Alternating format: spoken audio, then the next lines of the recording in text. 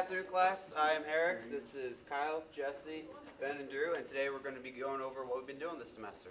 Now, this picture you got up here might look like an ordinary grayscale picture to you, but it is actually a combination of millions and millions of individual dots that describe almost everything about this, to such an extent that you could actually read the names on those plaques if you zoom in far enough. This is a pretty exciting technology, and the goal of our project this semester is to help Professor Corey and Professor Dibb create a 400 or /500 level course that delves into this technology and explains the processes so that by the time that you get out of here as a BIM student or a BCM student, you'll have the skills to take this and do something with it.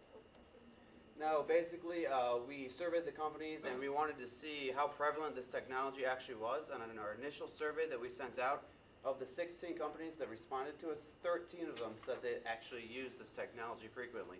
And the 3 that responded that didn't use it were demolition kind of companies for which this technology isn't really prevalent. And if you look at this pretty interesting little graph we got here, we wanted to know exactly what the aspects of the PointCloud technology are that the companies would be looking for. And it's a little confusing, but basically what they wanted is they wanted people that knew how to model on top of the PointCloud, that knew the principles behind the 3D scanning, and that could combine the PointCloud data together and actually create a model from it. Now Jesse's going to talk a little bit about the step 1 in laser scanning. A few weeks ago we actually got to scan the lobby of Hanoi. So we set it up with Dr. Dibb.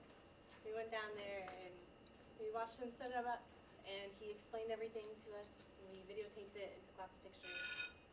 And this is a little diagram of where we set up the scanner and all the targets. So at each spot, the scanner had to be able to see 3 targets, and we had to do it in the least amount of scans possible for it to see everything without too much to overlap. And this is a picture of the targets that we used. So they're about this big, and we just set them on the floor or on a chair, and we had to make sure that they didn't get moved in between scans, or then whenever the software put the scans together, then it wouldn't be lined up correctly.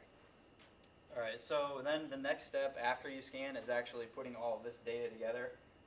In this picture you can see the different colors. These are each of the individual scans. And what's supposed to happen is when this comes in to the program, it's supposed to automatically align all of it, but that doesn't always happen, so you have to go in manually and rotate stuff and move it around to get it all to line up properly. So what you have to do is take these targets. These are the targets that Jesse just showed you, and you'll see them throughout the scans. And you have to go into each of the individual scans and make them match with the other scans and get everything to kind of come together. And then after this, another important thing that you have to do with registration is limiting the file sizes. So the file sizes can come in anywhere from 0 to 50 gigs. And there's many different things you can do within this program to limit that. Different files will export between 2 to 5 gigs. So that's the next big key within registration.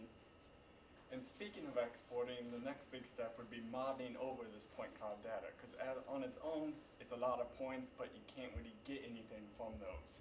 So what we did was we then imported it into Autodesk Revit, and then from there we were able to put the model together on the floor and then model straight over that.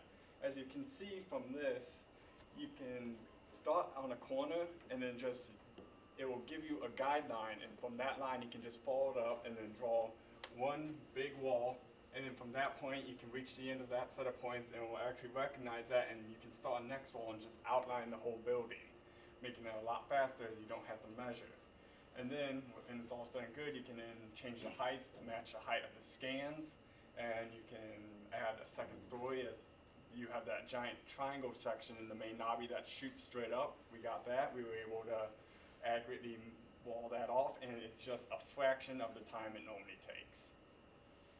Okay, so this is a picture of kind of the deliverable we're going with. We've got a 12-link module. A lot of this information is online, but is not actually compiled into one big informative packet, if you will. So we've got 12 different modules, kind of going over background information and step-by-step processes of how to bring in the PointCloud. So this is just a demo of kind of where we're going with each of these sections. We've taken a lot of pictures from our actual scanning process and videos, and going by a step-by-step process, being very descriptive. This will be in PDF format as well as a hard copy for the professors. Alright, basically another thing we want to find out is if people actually did this kind of work in-house. So when we asked the companies, 100% of the responses said that they outsource this work to other ones. So the next step we took is trying to explain why they outsource this. So this is where our statistical consulting survey comes in. We set a standard cost of $125,000, which is typically what you'll cost the first year if you buy a laser yourself. And that's including training costs, that's including cost of the laser, insurance, and the actual labor costs to set it up every time. And our theory was that it would be less than $125,000 for the companies if they bought it themselves. Unfortunately, we were wrong. The technology isn't at the point where it's cheap enough for your average company to have this in-house. So we did a one-sided t-test, and it proved that our null hypothesis was actually incorrect. So it is still it's still cheaper for the companies to continue to outsource this. But there is kind of a silver lining on this thing. They can either get the PointCloud data, which you see over there on my left, or you could get the 3D model. And getting the PointCloud data is significantly cheaper. You're talking in the range of $5,000 to $10,000 less than getting a 3D model. So it's our belief that with this class and with the extra training that you'll have on this, the student coming out of the CGT department will still be able to save the company money and it'll still be competitive. If you want more information on this, our final presentation is going to be December 7th, so be there or don't, we will be.